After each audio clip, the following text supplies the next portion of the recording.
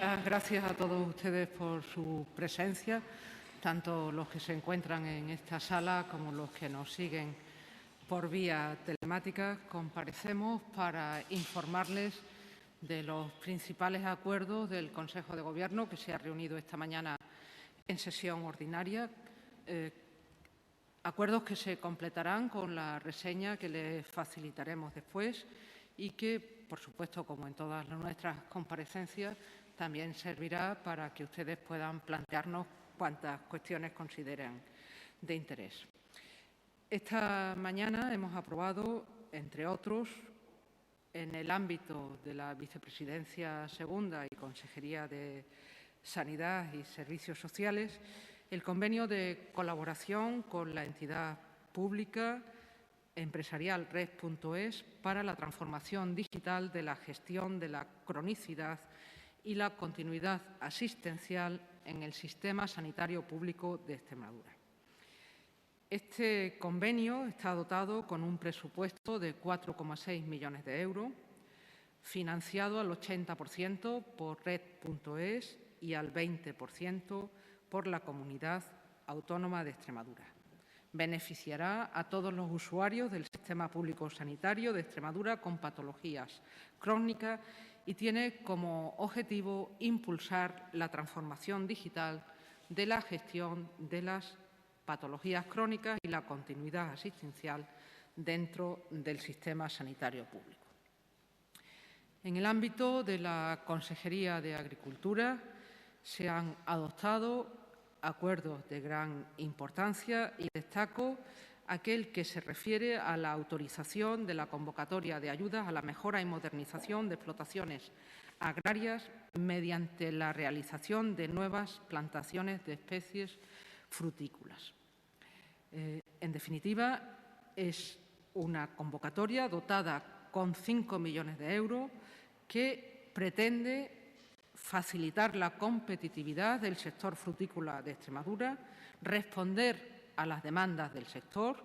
Es una convocatoria que ha sido muy dialogada con todos los implicados y es también una convocatoria novedosa, ya que tiene perfiles que han sido demandados por el sector, como indicaba, y, como les decía, tiene una dotación, esta primera convocatoria de ayudas, de 5 millones de euros y subvencionará un 40% de la inversión para nuevas plantaciones de frutas con alta demanda en el mercado.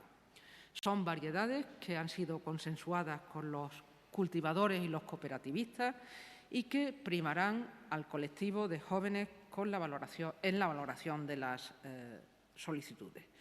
Es también una medida, por tanto, encaminada a la empleabilidad, ya que los cultivos de frutales, la transformación de productos y la comercialización de los mismos aportan no solamente valor a la cadena de cultivo, producción, transformación, sino también empleo.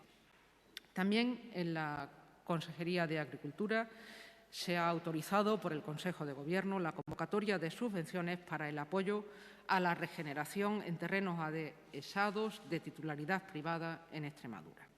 Tiene un presupuesto de 5 millones de euros, es una convocatoria de subvenciones en régimen de concurrencia competitiva, está vinculada, como las anteriores, también al cumplimiento de los Objetivos de Desarrollo Sostenible, en este caso sería el número 15, y con esta convocatoria la Junta de Extremadura continúa su compromiso y, en definitiva, la acción política de protección y puesta en valor de la dehesa extremeña. Esta línea de ayuda está destinada a regenerar y densificar las dehesas de titularidad privada. Las ayudas podrán alcanzar hasta 40.000 euros por expediente y está orientada fundamentalmente a la plantación de encinas y alcornoques. Con esta medida estimamos que se beneficiarán entre 150 y 200 titulares de terrenos adhesados. Podrán ser objeto de subvención la regeneración natural de estos terrenos, la densificación de los mismos, la poda, deforestación y las infraestructuras necesarias. Continuamos en el ámbito de la Consejería de Agricultura con la autorización para la contratación del suministro y distribución de frutas y hortalizas en los centros escolares de Extremadura que participan en el Programa Escolar de Consumo de Frutas y Hortalizas para el curso 2021. Llegará a 396 colegios y a 69.368 escolares. Tiene una dotación de 658.801 euros y consiste, como ustedes conocen, en el suministro y la distribución de frutas y hortalizas a los alumnos matriculados en nuestros centros escolares. En el ámbito de la Consejería para la Transición Ecológica se han autorizado obras de abastecimiento, en concreto la contratación de las actuaciones necesarias para asegurar el abastecimiento de Montanche, La Zarza y Puebla de Sancho Pérez.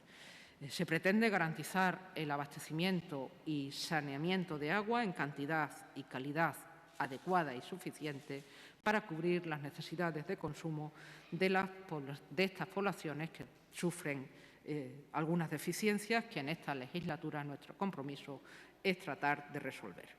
El importe total de estas tres actuaciones, repito, en Montanches, La Zarza y Puebla de Sancho Pérez, es de 2,9 millones de euros y se enmarca en lograr de aquí a 2030, como contemplan los Objetivos de Desarrollo Sostenible, el acceso al agua potable universal, equitativo y a un precio asequible.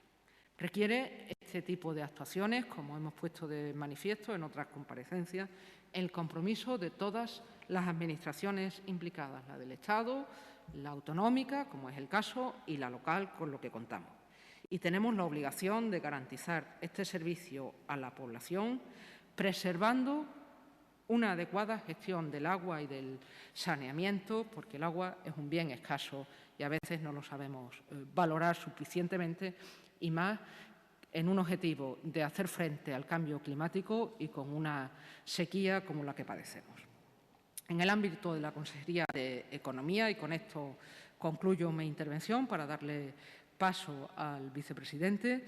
Segundo, se ha autorizado la convocatoria de las ayudas destinadas a la implantación del teletrabajo y el emprendimiento digital en empresas de Extremadura con un importe de 3,5 millones de euros, financiados al 80% con fondos FEDER, y para más detalles el consejero de Economía y Agenda Digital mañana realizará una convocatoria de rueda de prensa para explicar con sumo detalle, como les decía, las características de esta importante convocatoria.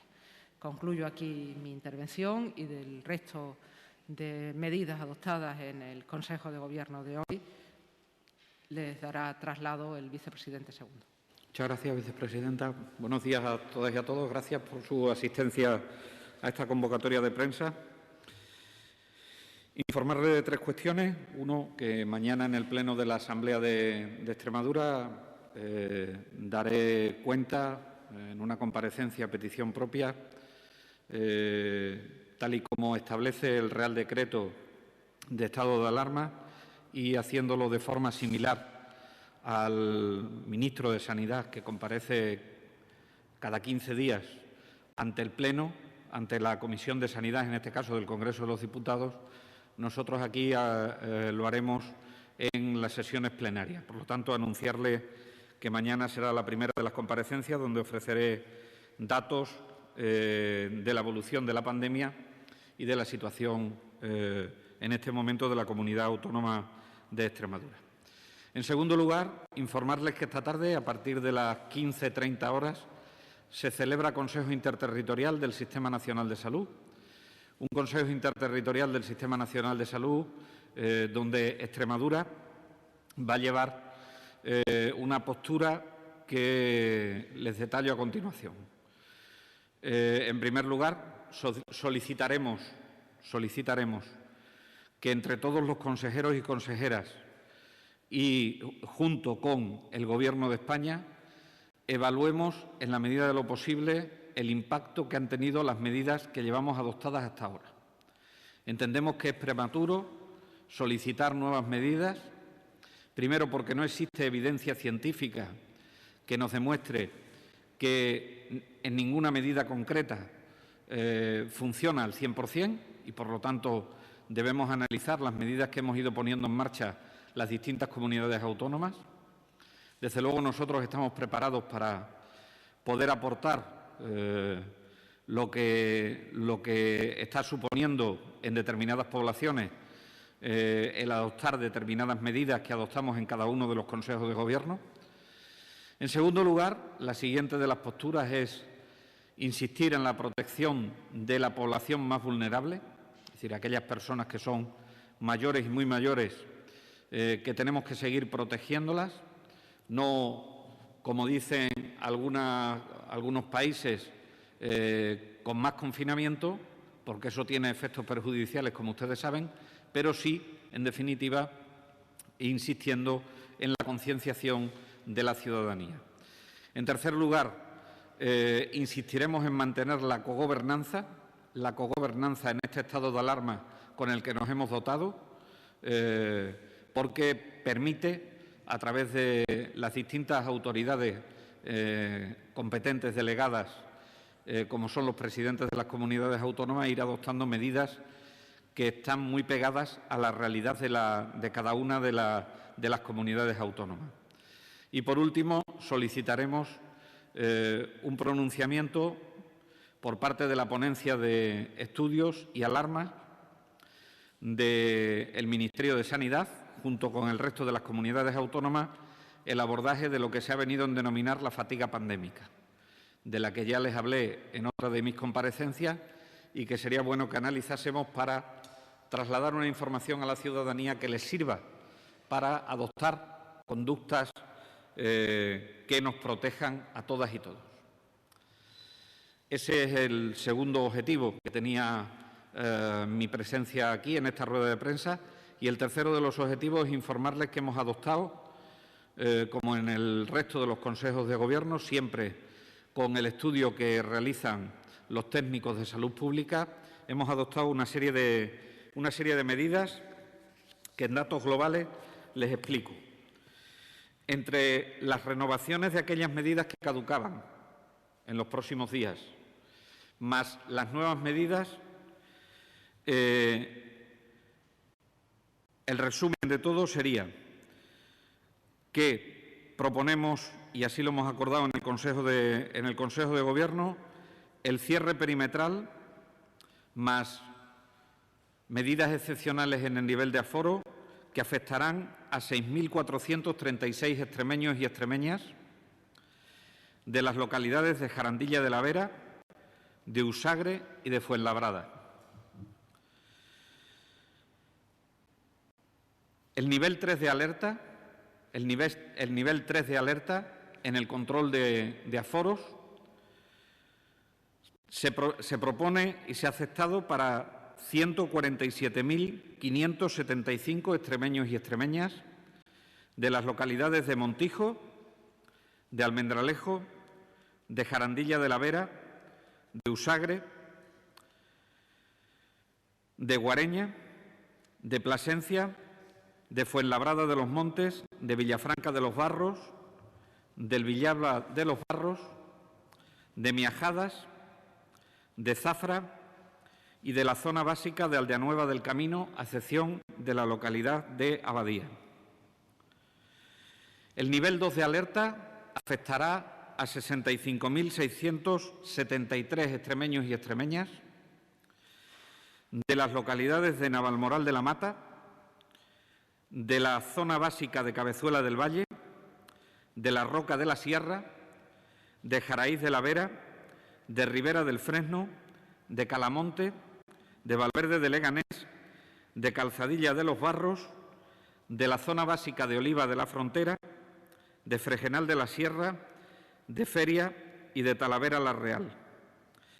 Y 9.872 extremeños y extremeñas verán que pasan a la nueva normalidad después de haber superado una incidencia elevada y de haberse adoptado medidas en sus poblaciones. Estos 9.872 extremeños y extremeñas están localizados en las localidades de Lobón, Corte de Pelea, Valverde del Fresno y Hornachos, que han sido capaces de reducir su incidencia acumulada y, por lo tanto, decaen las medidas. Aspectos significativos en relación con este tema: le van a entregar las incidencias acumuladas a los 14 días, a los 7 días, la tasa de positividad de las PCR y lo que supone la incidencia acumulada a los 7 días con respecto a la incidencia acumulada a los 14 días. Decirles que retiramos el aislamiento perimetral de Almendralejo. Esta es una de las medidas importantes. Está controlando su incidencia de forma adecuada, aunque lo mantenemos en un nivel de alerta 3 durante 14 días más. Con respecto a Montijo, tenemos que adoptar una reducción mayor en el número de aforos, pasando de nivel 2 de alerta, en el que se encuentra ahora, a nivel 3. Pasamos también a la localidad de Guareña a un aumento en la reducción de los aforos. Creemos que esta es la mejor manera de controlar la incidencia en esa localidad, así como en Plasencia.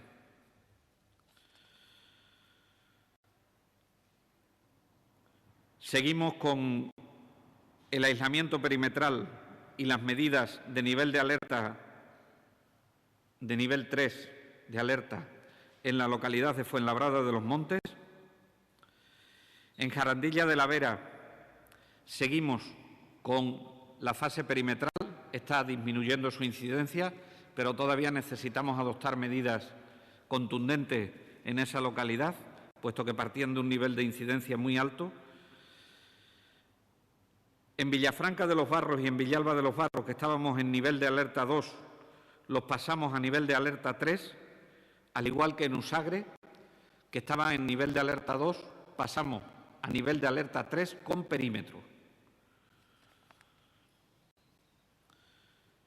Y, por último, decirles que, como hecho significativo también, en la zona de salud de Cabezuela del Valle entendemos que ya no es necesario el aislamiento perimetral, por lo tanto, levantamos el aislamiento perimetral de la zona y adoptamos medidas especiales de intervención administrativa de nivel de alerta 2 durante 14 días más en esa zona de salud. Esto viene a demostrar que las medidas que estamos adoptando, por empíricos que sean los resultados y no completamente científicos, están dando resultados. Yo le pido a la población que entiendan las medidas que tomamos, que las medidas que tomamos siempre llevan el objetivo de reducir la incidencia, intentando mantener el equilibrio con el desarrollo económico o con perjudicar lo menos posible al sector económico de nuestra sociedad, de la sociedad extremeña. Tenemos que tener una sociedad sana, sana desde el punto de vista de la salud y sana desde el punto de vista de la economía. Por eso que en la Junta de Extremadura hemos adoptado el criterio de ir analizando población a población la incidencia e ir actuando con medidas contundentes, pero que requieren un tiempo para evaluar el resultado de las mismas, y esperemos que estas medidas sirvan para lo que están diseñadas. Yo le agradezco a toda la sociedad su colaboración, al mismo tiempo que le pido que no decaigan en las medidas básicas de protección individual y de protección colectiva, como son las distancias de seguridad, reducir la movilidad a lo mínimo imprescindible, el uso de mascarillas y el lavado frecuente de manos. Les pido también que en este sentido ustedes, como medios de comunicación, colaboren en la transmisión de estas medidas de cara a que podamos ir venciendo entre todos lo que está siendo esta segunda oleada pandémica. Por mi parte, nada más y a expensas de lo que tengan ustedes que preguntar.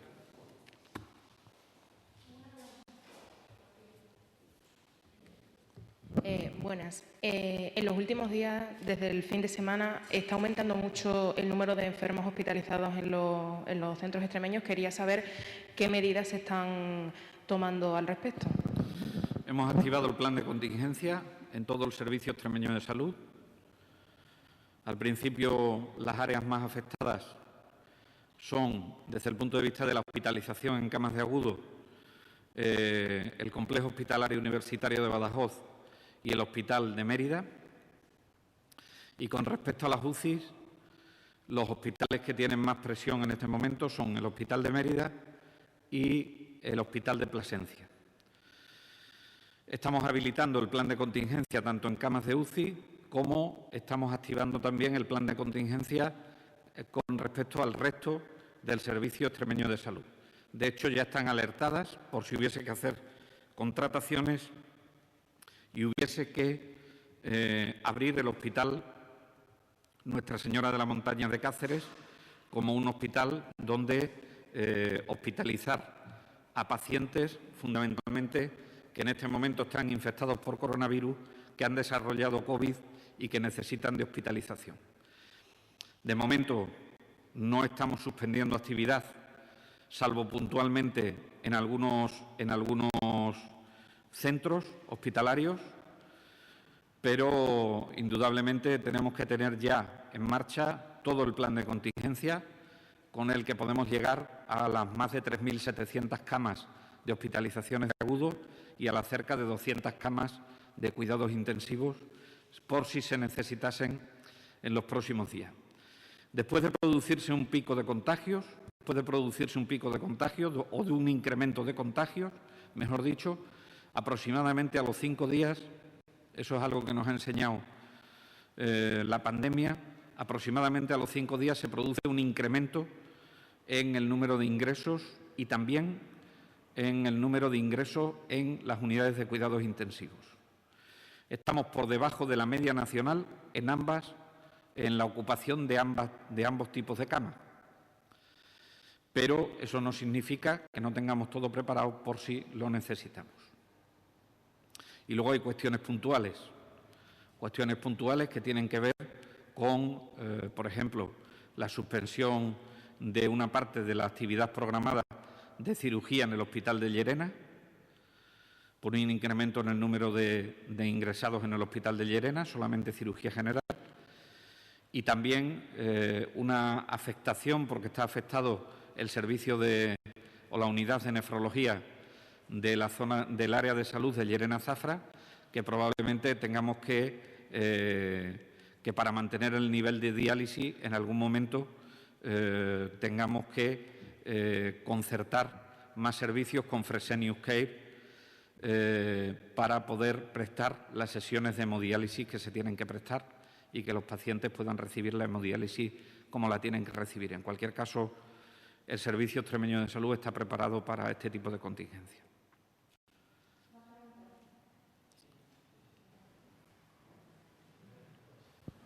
Gracias. Sí, vicepresidente. Sabemos más o menos que el 10% de los hospitalizados van a UCI, pero no conozco el dato de qué porcentaje de éxito tenemos en la UCI. Es decir, cuántas personas salen adelante y cuántas personas fallecen. ¿Cuál sería el porcentaje de letalidad en las UCIs? En este momento es pronto. Las estadísticas lo que dicen es que la mortalidad está cercana, dependiendo de la edad y dependiendo de los tramos etarios, pero está cercana al 40, 40 y tantos % dentro de la UCI. En cualquier caso, en la segunda oleada, que está siendo algo más benigna en la mortalidad, hay diferencias muy importantes con respecto a la mortalidad en toda España, con respecto a la mortalidad en la primera oleada y con respecto a esta segunda oleada.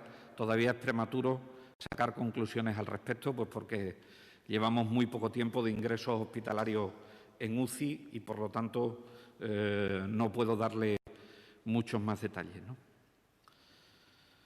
Sí le digo, las estancias hospitalarias están siendo menores y eso permite un recambio de camas muy importante que nos va a permitir hacer frente mejor a las hospitalizaciones. Pero el virus siempre hay que hablar en el momento en el que se habla. Es decir, mañana se puede estar comportando de otra forma distinta, ¿no? Buenos días, consejero. Bueno, por lo pronto puede ser, no sé si es pronto para evaluar si las medidas como el toque de queda ha surtido efecto en Extremadura, pero no sé si prevén por lo pronto prorrogar esa medida 15 días más. Sí, sin duda ninguna nos parece que es una medida que afecta poco a lo que ya estaba afectado el sector de la hostelería, a los cuales le agradezco el esfuerzo que están haciendo en este momento y le pido responsabilidad para que podamos seguir conviviendo la salud con la economía, pero sin duda ninguna la reducción de la movilidad nocturna es una de las medidas que proponemos que se prorrogue en el tiempo. Puede ser que se tengan que modificar horarios o puede ser que se tengan que hacer alguna cuestión concreta en un determinado momento, pero indudablemente esto nos viene a controlar una parte de ese ocio no controlado que está detrás de una buena parte de los brotes que se puedan estar generando en el ámbito de la Comunidad Autónoma de Extremadura y de toda España. Sí, consejero, me gustaría que nos confirmase si ya en los hospitales extremeños, cuando hay un paciente COVID, solo puede asistir un familiar y si tiene que ser siempre el mismo. Solo puede asistir un familiar y preferiblemente debería ser el mismo. Solo puede ser un familiar y preferiblemente debería ser el mismo. Y esto es una cuestión que me gustaría que la sociedad entendiese, que es una medida que adoptamos para proteger a la sociedad, para proteger a las familias y para proteger al sistema sanitario.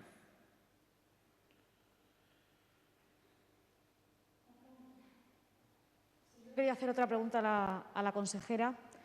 UGT acaba de denunciar esta mañana que... un momento, por favor, que nos lo acaban de mandar. Que pactó con la Junta que las personas en ERTE cobraran el salario mínimo y si le correspondía el 70%, la Junta lo completaba hasta el 100%, hasta llegar al salario mínimo.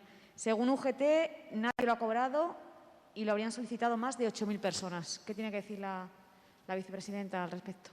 Según critica a UGT.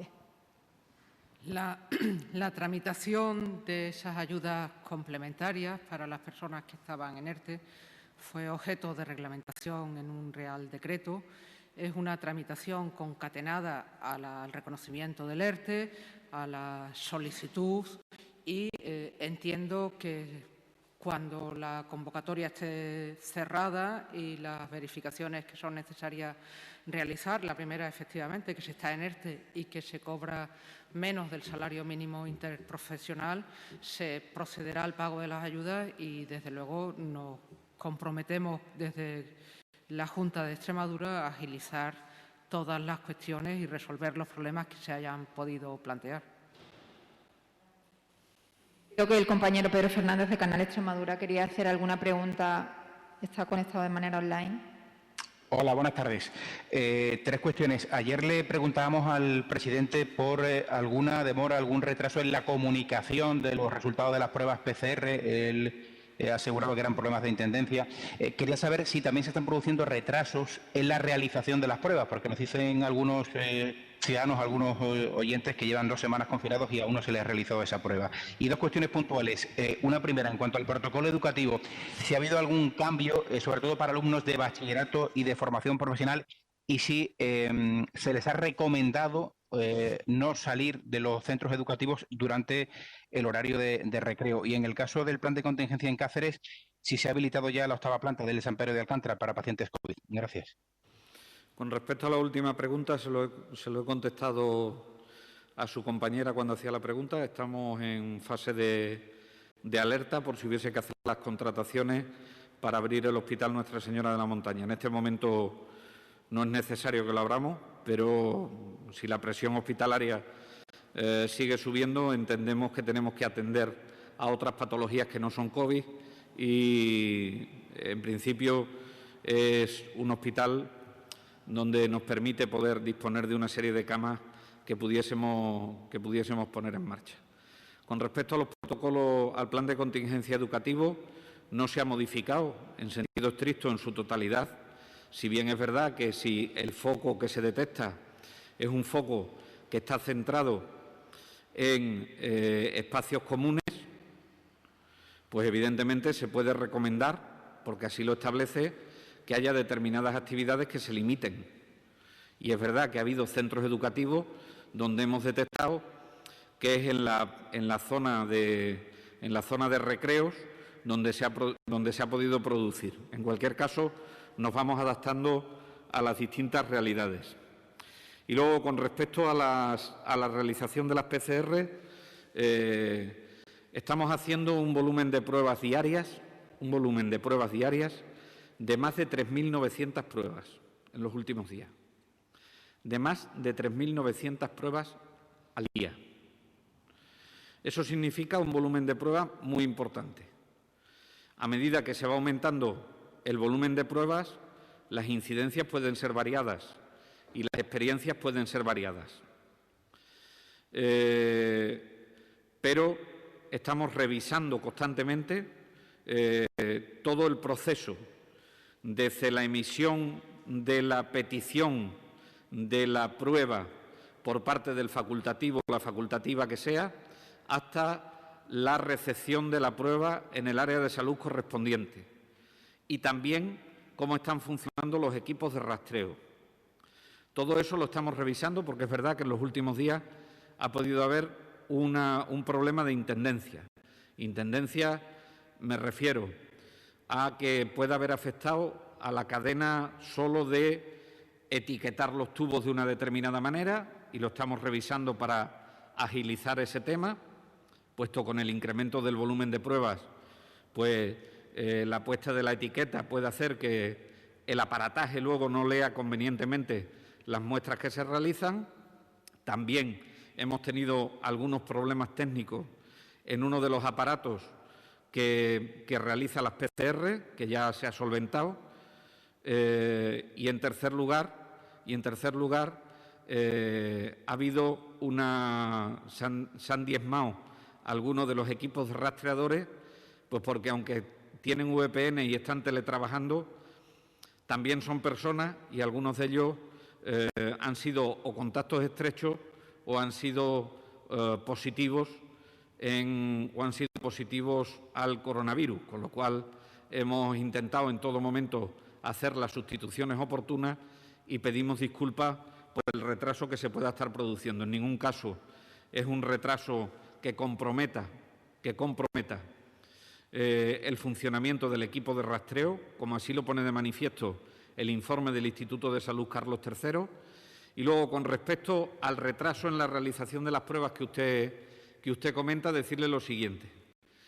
Mire, las únicas pruebas que se pueden estar retrasando son las pruebas que se le realizan, las primeras pruebas que se le realizan a los contactos estrechos. Las primeras pruebas PCR que se le realizan a los contactos estrechos. ¿Por qué? Porque el sistema de rastreo con el que nos habíamos dotado, que se lo realizaba en las primeras 24 horas, en muchos casos estaba no detectando positividad en coronavirus, pero porque estaba en un periodo de ventana. Es decir, la persona se había infectado, pero no había desarrollado toda la carga viral suficiente para detectar en la prueba que era positivo. Y cuando hacíamos la prueba final del aislamiento que había realizado esa persona, era cuando nos daba el positivo. Por lo tanto, queriendo seguir siendo garantista en la Comunidad Autónoma de Extremadura y hacerle las pruebas a los contactos estrechos, sí que algunos contactos estrechos pueden haber recibido la recomendación de aislarse en casa y pasadas 72 horas o pasadas 4 días realizarse la prueba. Pero es simplemente por mejorar la capacidad diagnóstica de la PCR que se realiza al inicio del confinamiento. Al inicio del confinamiento. En ningún caso ha sido por otro motivo. Evidentemente, de esto se pueden poner múltiples ejemplos y si se hacen 3.900 al día, alguna posibilidad de fallo puede haber, como en todo, pero afectan a un porcentaje tan bajo que es indetectable para el sistema de control interno nuestro, del sistema de rastreo y para el sistema de control del Instituto de Salud Carlos III. Por lo tanto, yo quiero trasladarle ese mensaje de tranquilidad a la ciudadanía. Y, en segundo lugar, trasladarle también a la ciudadanía que no voy a decir que somos la única, pero que somos de las pocas comunidades autónomas que realizamos doble prueba PCR a los contactos estrechos. Porque ya hay un protocolo por parte del Ministerio de Sanidad con la concurrencia de las comunidades autónomas donde las pruebas para el confinamiento de los contactos estrechos no son necesarias. Al contacto estrecho se le puede confinar y a los 10 días darle de alta de ese confinamiento sin necesidad de hacerle ni prueba al inicio ni prueba al final. Y Extremadura ha optado, en función de lo que le han dicho sus técnicos, ha optado por seguir manteniendo la doble prueba. Eso entendemos que nos lleva a más número de pruebas, pero aún así, si es más garantista para la ciudadanía extremeña, la seguiremos haciendo.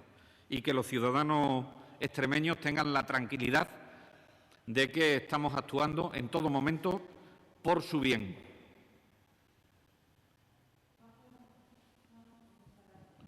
Muchísimas gracias a todos y a todas.